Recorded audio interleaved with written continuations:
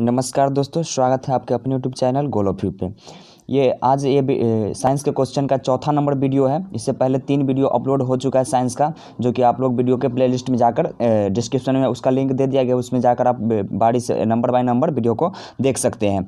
जैसा कि आप लोग सभी को पता है कि बिहार पुलिस का एग्जाम होने ही वाला है, उसके अनुसार ही मैंने 1000 क्वेश्चन को तैयार किया। साइंस का बहुत ही स्पेशल क्वेश्चन है, इसमें से क्वेश्चन को आना ही आना है। तो चलिए बिना समय गंवाए को वीडियो को शुरू करते हैं। क्वेश्चन है, विद्युत चुंबक बनाने के लिए सामान्यतः किस धातु का प्रयोग किया जाता है? तो विद्युत चुंबक बनाने के लिए सामान्यतः रूप से लोहे का प्रयोग किया जाता है। सामान्य रूप से विद्युत चुंबक बनाने के लिए लोहे का उपयोग किया जाता है।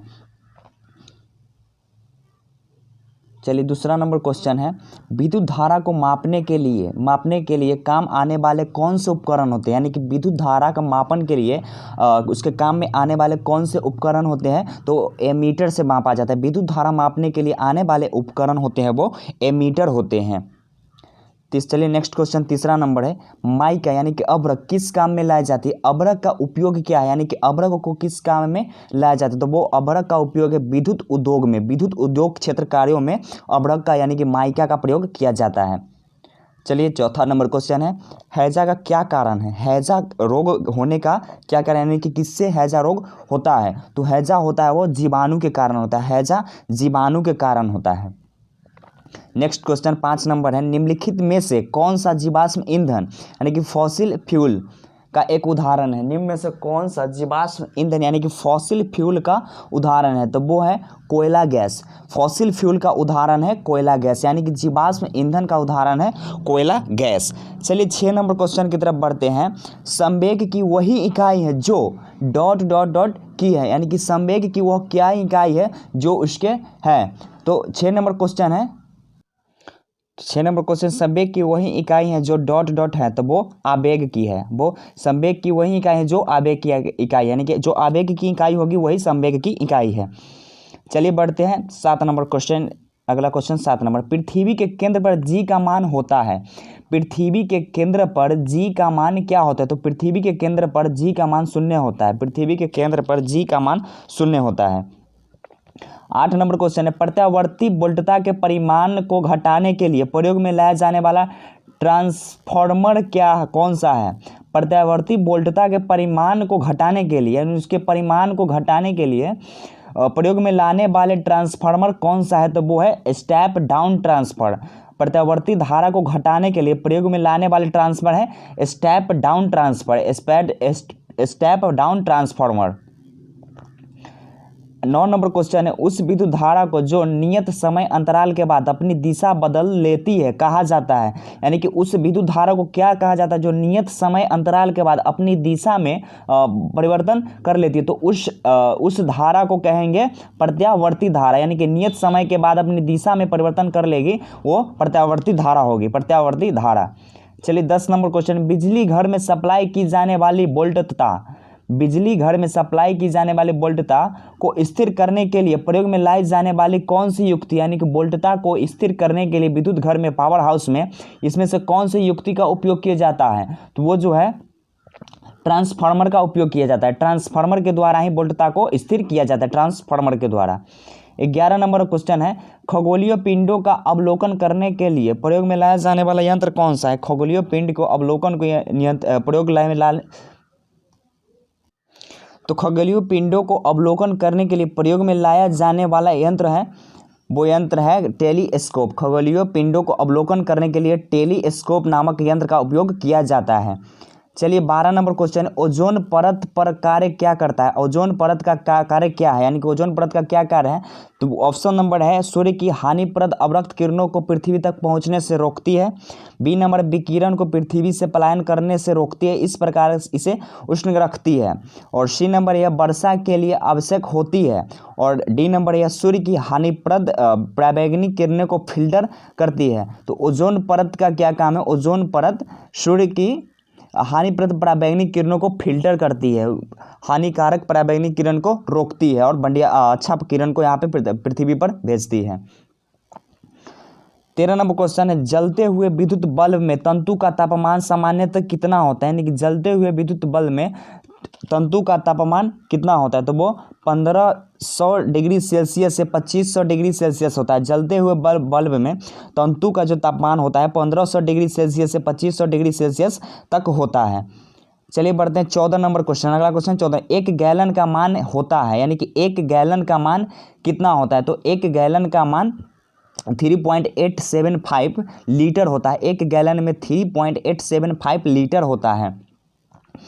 15 नंबर क्वेश्चन, कंप्यूटर में किसी शब्द की लंबाई किससे मापी जाती है? कंप्यूटर में किसी शब्द की लंबाई किससे मापी जाती है? तो वो बिट्स के द्वारा। बिट्स के द्वारा शब्द की लंबाई का मापन किया जाता है कंप्यूटर में, बिट्स के द्वारा। चलिए 16 नंबर क्वेश्चन है, वर्षा के बाद इंद्रधनुष निर्माण का क्या कारण है? वर्षा के बाद इंद्रधनुष के निर्माण का क्या कारण? तो प्रकाश का अपवर्तन, अपूर्व आंतरिक परावर्तन और विक्षेपण के कारण, ये तीनों के कारण यानी कि इंद्रधनुष का निर्माण होता है बारिश के बाद।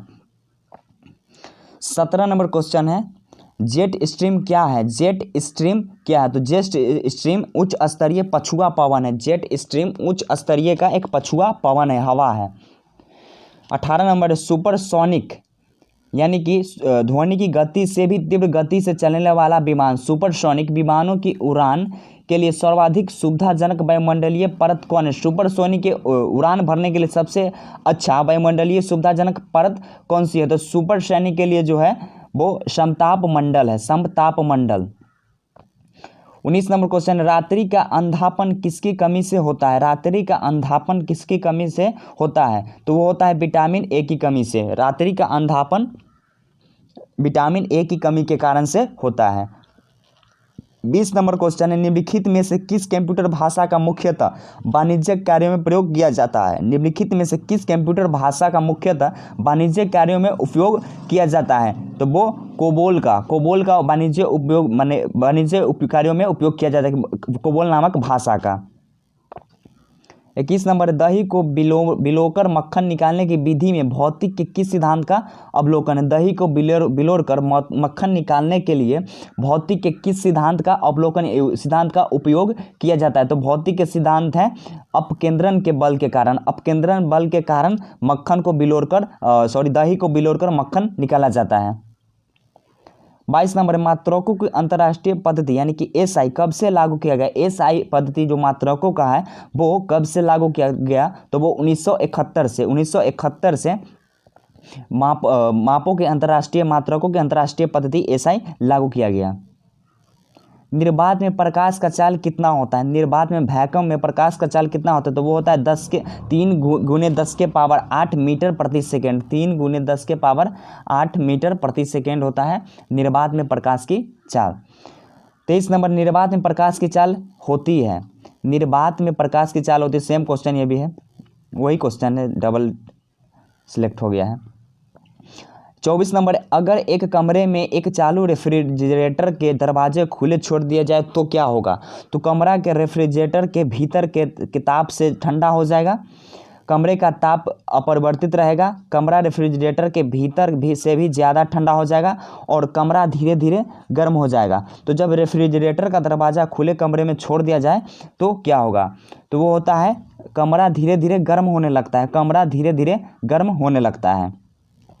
25 नंबर क्वेश्चन है, सूर्य ग्रहण होता है जब, यानी कि कब सूर्य ग्रहण होता है?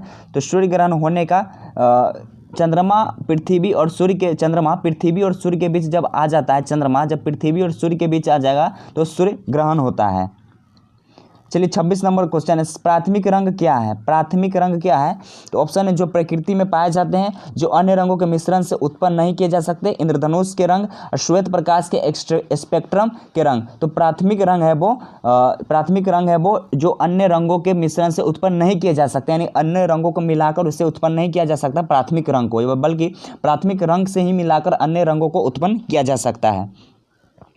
27 नंबर क्वेश्चन है, जीवाश्म की आयु ज्ञात करने के लिए प्रयुक्त रेडियोधर्मिता वाला तत्व कौन सा? यानी कि किसी जीवाश्म का आयु का पता लगाने के लिए प्रयोग किए जाने वाला रेडियोधर्मिता तत्व कौन सा है? तो जीवाश्म का पता लगाने के लिए प्रयोग किए जाने वाला रेडियोधर्मिता तत्व है वो कार्बन 14 से पता किया जाता है। कार्बन 14 से उसकी आयु का पता किया जाता है। अंतरिक्ष में प्रेक्षित प्रथम कृत्रिम उपग्रह कौन सा है? अंतरिक्ष में प्रेक्षित प्रथम उपग्रह कौन सा है? तो वो स्पुतनिक प्रथम है।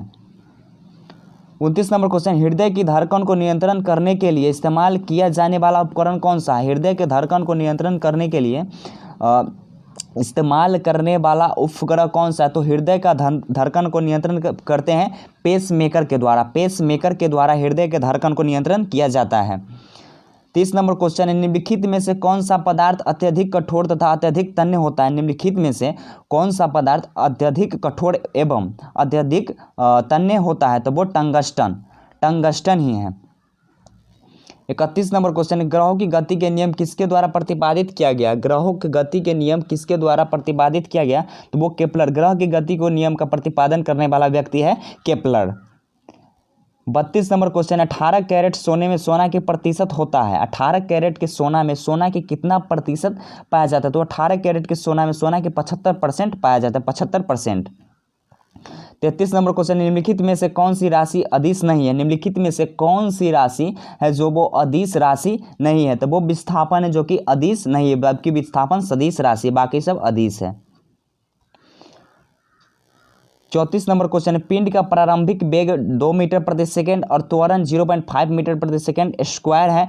10 सेकेंड के बाद पिंड का वेग क्या होगा? यानी कि 10 सेकेंड के बाद पिंड का वेग क्या होगा? तो 10 सेकेंड बाद पिंड का वेग होगा 7 मीटर प्रति सेकेंड, 7 मीटर प्रति सेकेंड।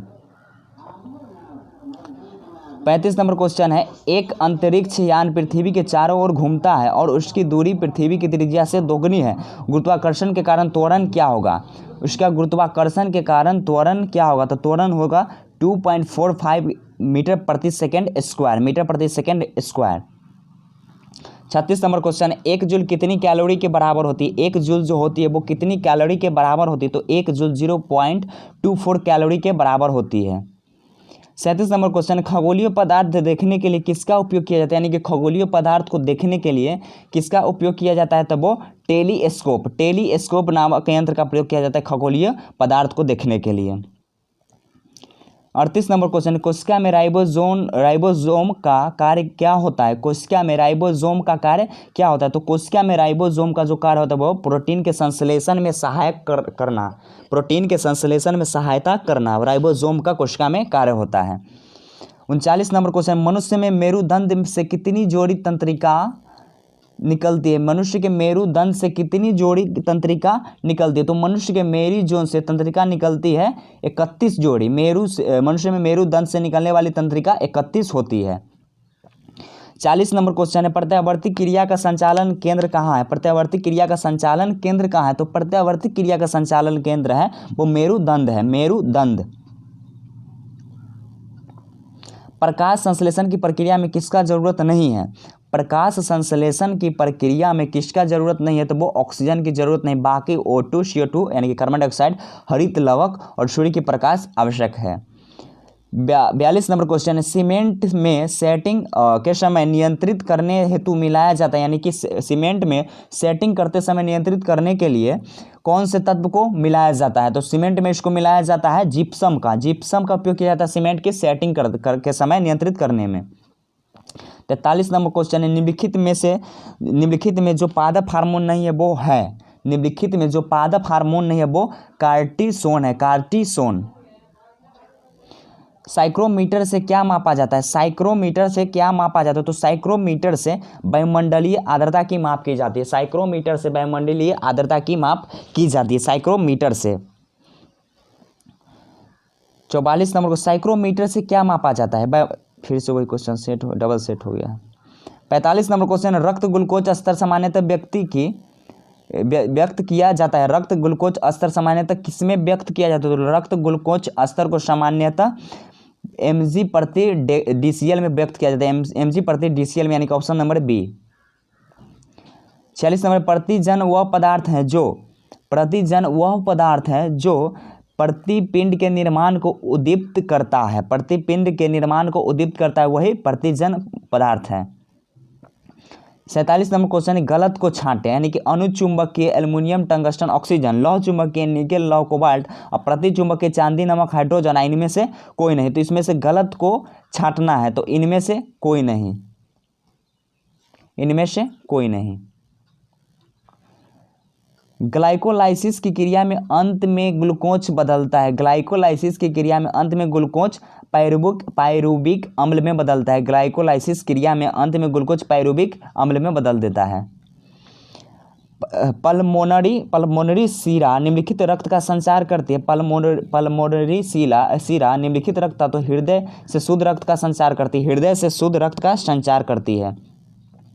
इस वीडियो का लास्ट क्वेश्चन है, निम्नलिखित में कौन सी ग्रंथि अंतःस्रावी तथा बाहरी स्रावी दोनों की भांति कार्य करती है, यानी कि अंदर स्रावी के रूप में भी कार्य करेगी और बाहरी स्रावी के रूप में भी कार्य करेगी, तो वो अग्नाशय है, पैनक्रियाज अग्नाशय है। तो इस वीडियो का लास्ट क्वेश्चन था और साइंस का 5 नंबर क्वेश्चन आज ही शाम को इसी चैनल पर लॉन्च किया जाएगा। तो आप हमारे चैनल को लाइक, सब्सक्राइब एंड शेयर जरूर करें।